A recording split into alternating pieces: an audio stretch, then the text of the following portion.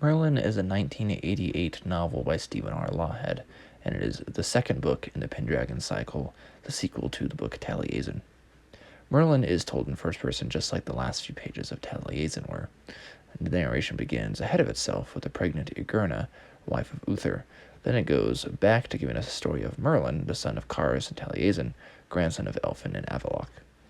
Merlin and Myrddin are not related names. Actually, Merlin is Germanic. The word name for the bird Merlin comes from this Germanic. Otherwise, a Latinized version of Myrddin, a Welsh name, and the one a historical Merlin would have had. Right, so you have Merlin the bird, which is Germanic, and then you have Merlin, the Latinized version of Welsh Myrddin, which is almost certainly changed to an L because there is no dental fricative like a th in Latin, and so it would have come out to something like Myrddin or Myrtin or something like that, which looks way too close to the Latin word for poop. Anyways, that is something that I just have to point out as a philologist, that Lawhead is not correct in that etymology there. Anyway, so I've seen that a few times, though, in Arthurian books. So we do have Halfgone still. We have Caris a little bit as well, though she is not a main character here, unfortunately. I still like her a lot. Of course, Anubi and Morgian have not returned, and so are not in Merlin's childhood. Similar in some ways to the first book, being a preface to the tale of Arthur still, this one is, however, all about Merlin and his adventures. They're surprising early on and throughout. Gonietta is one character we learn of, for example. She is a love interest. We also have the diminutive Hillfolk, and there's Maximus, who is a historical person who tried to become emperor.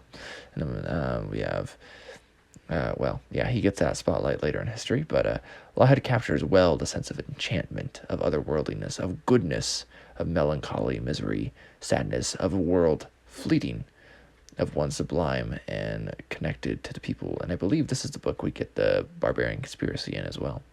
So that kind of does give us a little bit of the timeline. Again, Maximus does as well, of when this would actually take place, though it's very vague on the details as far as like a timeline is concerned. We do also get more ideas of kingship. We have many kings, though they are pretty much petty kings by many standards. But we do have signs of those stronger and more that will consolidate power to come, of Arthur and just history later on, as Arthur is kind of an interesting legendary character and not so much historical. There is a telling of the past of immortal Merlin, his power, his music, his woe, his love, his loss, and his gain, of life in all its beauty and heartache, seeps through the pages. The story is mostly told in order, though not always. It often is amended with stories of Celtic myth, particularly from the Mabinogion. Mostly this is done in the way of like a bard performing it at like a fire in a hall or something like that. But like before, where a sword with the words "Take me up, cast me away," or "Cast me aside," makes a reserved entrance. This time we have a certain cup or chalice that comes into play, though it's also a little reserved. A few slips on food that would not have been Britain in the time, as well as this would be before the Columbian Exchange. I imagine Lawhead is American, but I don't actually know.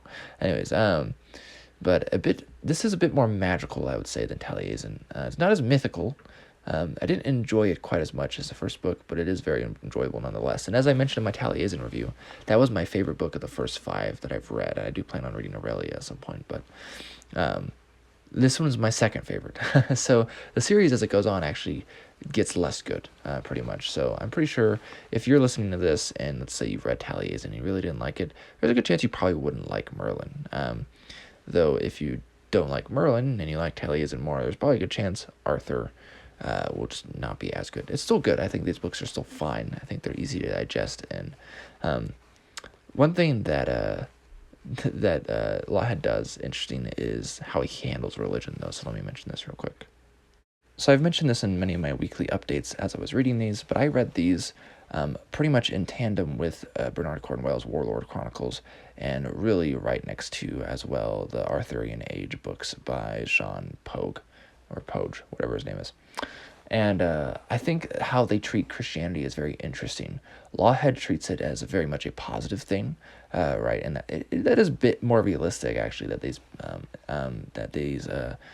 these Romano Britons would have been largely Christian. In fact, they see it as a unifying factor against the pagan Angles and Saxons and Jutes and whatnot. And but it's very positive here, like very positive. Like in fact, it's kind of like the source for some of Merlin's magic is just straight up Jesus, pretty much, which is a little silly. Uh, but then you have someone like Bernard Cornwell, who is very ahistorical with his depiction of Christianity, and he makes all Christians caricatures, and it's really disappointing. I think if you want a more middle, neutral ground, which again paints it as mostly a positive thing, but also paints it as that these Britons would have still had some pagans around, but not a ton at the time, and that they would have been pretty quickly Christianized in such a period as this late antique, early medieval would in Arthurian Age stuff by Sean Pogue. He's got a much more relaxed hand with it, but also a realistic depiction of the historical period, while Lawhead is very much in the historical fantasy terms, while the other ones are more historical fiction.